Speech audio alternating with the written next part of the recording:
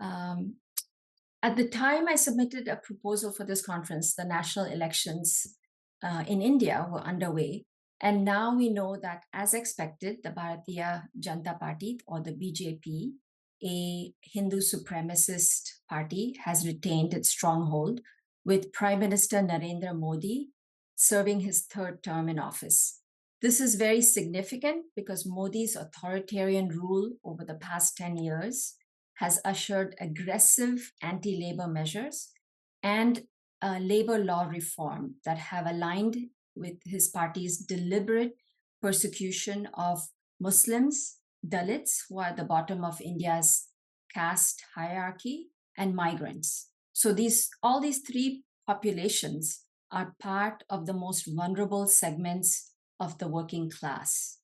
In other words, Modi's agenda is not just anti-labor, but also deeply sectarian and alarmingly undemocratic. So my presentation today has three parts. One, what are the challenges facing labor in India? Two, the ways in which collective action of workers can and is redefining the contours of struggle. And three, a brief exploration of a recent strike at Samsung, the electronics manufacturing multinational, as an illustration of the intersection of labor action that goes beyond workplace issues to embody the fight for democracy. I argue that while the Indian labor movement has been weakened for many reasons, which I'll outline very quickly, the BJP's economic populism paradoxically presents both crises, so multiple crises, and spaces for contestation of power. A corollary to that is that unions and worker organizations are active in that somewhat constrained space as stewards of democracy. So my first section is a general context in India.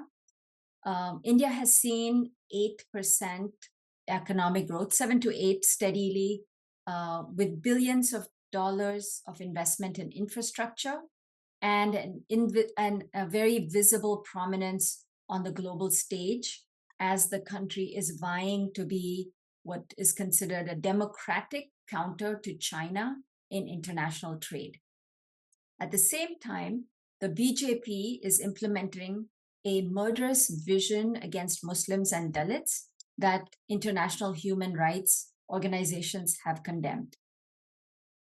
So the capacity of the Indian labor movement to be a countervailing force in domestic politics is seriously compromised due to several fundamental characteristics of industrial relations. The first is that employment has been the single most important issue for voters in the 2019 as well as the 2024 elections. The country has an all-time 45-year high level of unemployment, and this undercuts Modi's first campaign in 2014, which was waged around the promise to create jobs for India's workers under the age of 35, what is known as the demographic dividend. In reality, political observers have pointed to what is called jobless growth and also unemployment or employment distress. Workers under 35 represent 2/3 of the unemployment population. For women, it's almost 50%. In 2018, there were about 3,700 PhD holders among 93,000 applicants for only 62 positions to be messengers in the police department of one state. That's how dire the employment situation is. In addition to that, about 90% of workers in India, which is about 435 million, are in the informal economy. So India has a very segmented labor market. The informal economy, as you may be familiar, is characterized by low wages, inadequate work opportunities, lack of social security or retirement benefits, and obviously no union protections for health and safety. Additionally, there's also a perceptible informalization of the formal industrial workforce. through contracting and subcontracting of work, what is known as fissuring of the workplace, such that employment law does not cover large sections of the formal workforce either.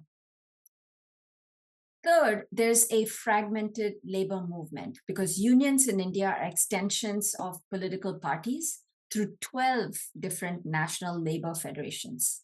As such, unions are beholden to their party leadership and implicated in electoral politics rather than being autonomous representatives of workers' interests vis-a-vis the state. And lastly, besides being divided along political lines, the labor movement is severely constrained within the current political and legal context.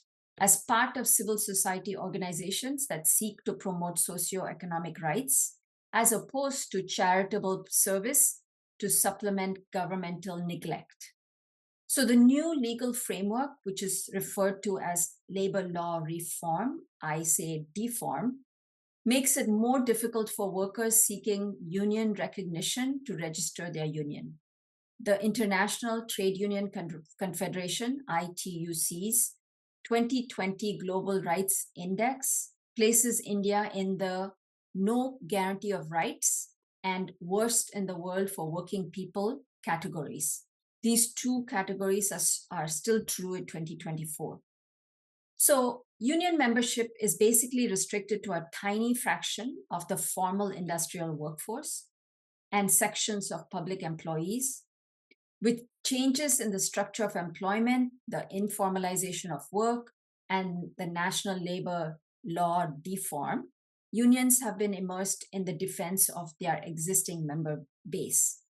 On the other hand, this is the second section of my presentation, the Indian labor movement encompasses a wide range of worker organizations that are actively engaged in different arenas of struggle that evoke hope in their creative persistence and the challenge they pose in this post-pandemic world. There are three specific terrains of contestation, namely the first, a joint fight of unions with rural workers and farmers against the Modi government's agricultural liberalization and around fundamental issues of food security, debt relief, access to basic amenities like water, electricity, sources of livelihood, social security coverage, and so on. And two campaigns in particular need to be recognized here, namely the Right to Food campaign that led to the National Rural Employment Guarantee Act, which was enacted in 2005. And that has brought about major changes in security for workers who would otherwise be urban migrants. Second, the youth movement against unemployment and underemployment that have plagued the BJP despite its election promises in the past. Protests by urban, educated, unemployed youth who are not able to find decent employment despite governmental promises are harder to dismiss or ignore. There are four groups of unemployed aspirants who are enrolled in training institutes waiting for placements in jobs. Second, the underemployed working in two or more jobs in the informalized or platform-based gig economies. Third, contract labor who are in long-term or perma-temp arrangements. And lastly, the retrenched, as companies claim bankruptcies and or geographically move operations to avoid employment liabilities.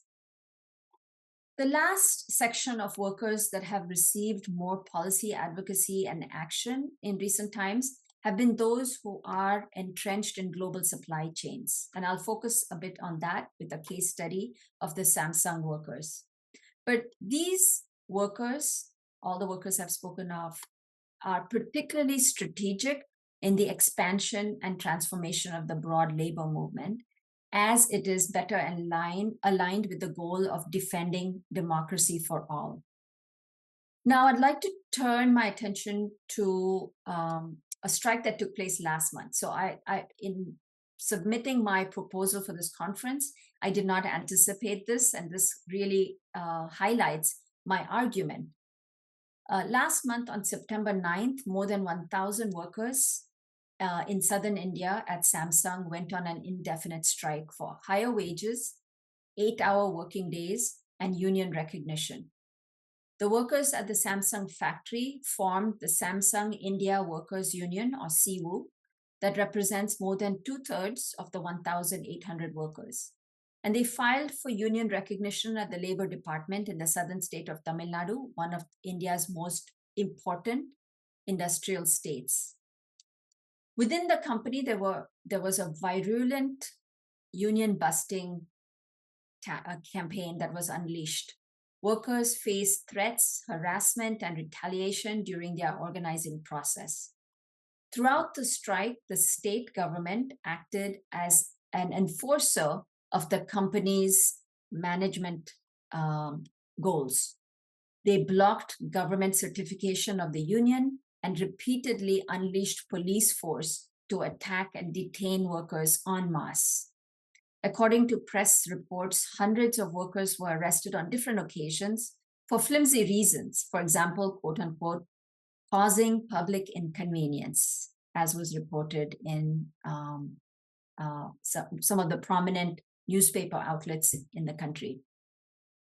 This strike has clearly caused extraordinary concern for the national and state governments because it was viewed as a threat to their efforts to attract global investment in India as a cheap labor alternative production hub to China.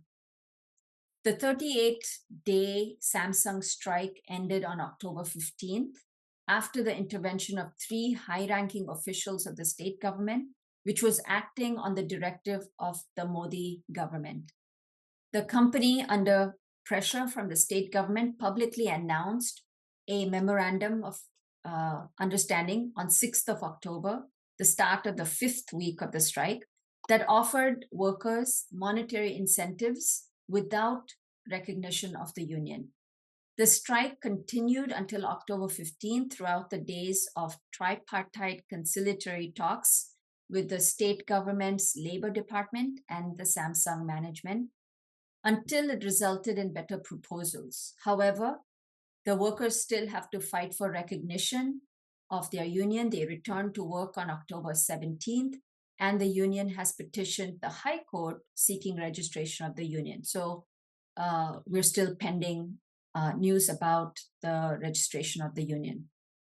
So I'm concluding with the story of the Samsung strike, which illustrates beautifully, unplanned, of course, by me, how the BJP's global aspirations present bargaining space for workers and citizens that are pushing the boundaries of the political and legal constraints to raise labor standards at the same time as political space for participation in the political process that determines their lives.